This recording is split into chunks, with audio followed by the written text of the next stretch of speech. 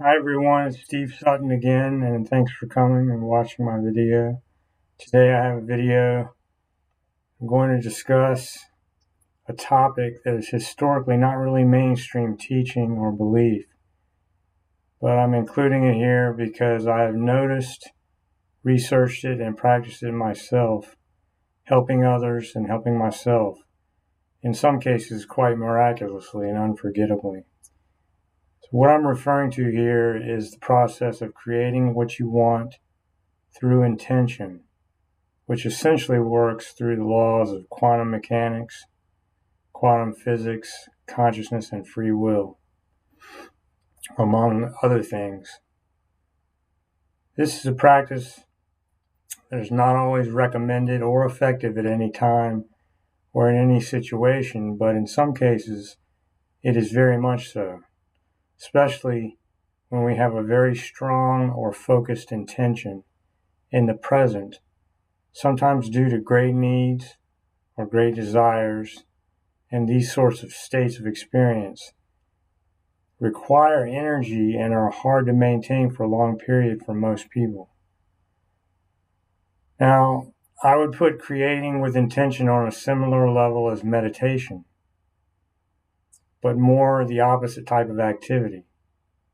Meditation being more passive and allowing knowing and being what is, while intention is actively attempting to manifest what you do want or how you want to be. This draws on aspects of ideas about metaphysics, prayer, quantum physics, new studies in physics, and so on. One thing that happens during this activity, if it is done authentically, is that it encourages one to be in the present and intently focused on what is wanted presently instead of in the future.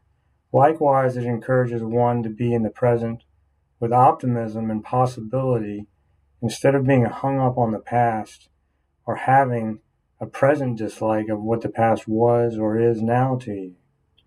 This is because choosing to create your reality with intention temporarily brings you and your consciousness out of the future and out of the past into the present in order to undistractedly imagine what you want.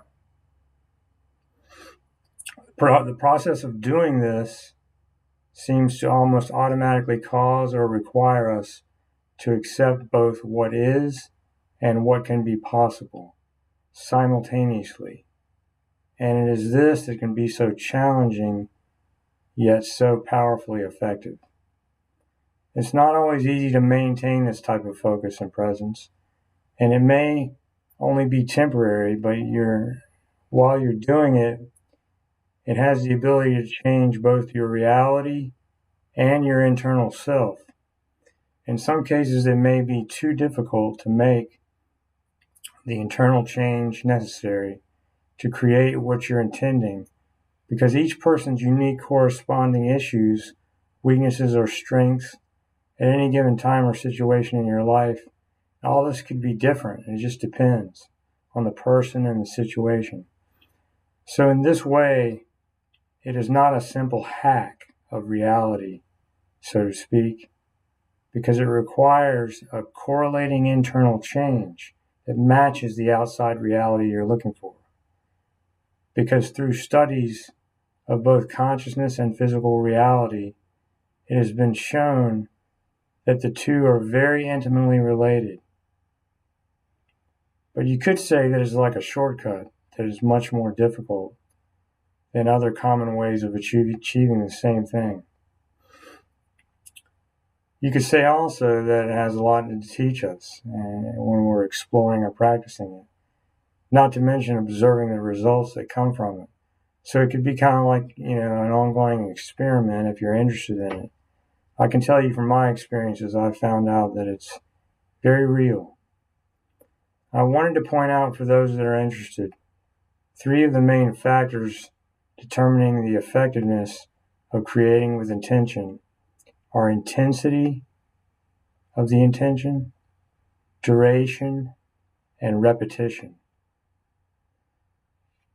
Now, much more could be said about this profound subject that is becoming increasingly known over time, and the implications are really profound. For example, how might we be affecting our external reality without actually knowing it on a day-to-day basis or long term?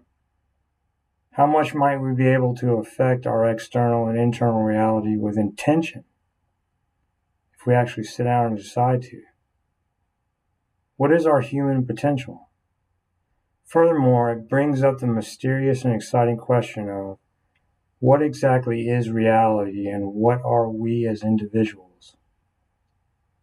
So that's some things to think about. I hope the video was helpful. If you're interested in contacting me for a session, just contact me through my website on the channel here. Thank you and have a good day.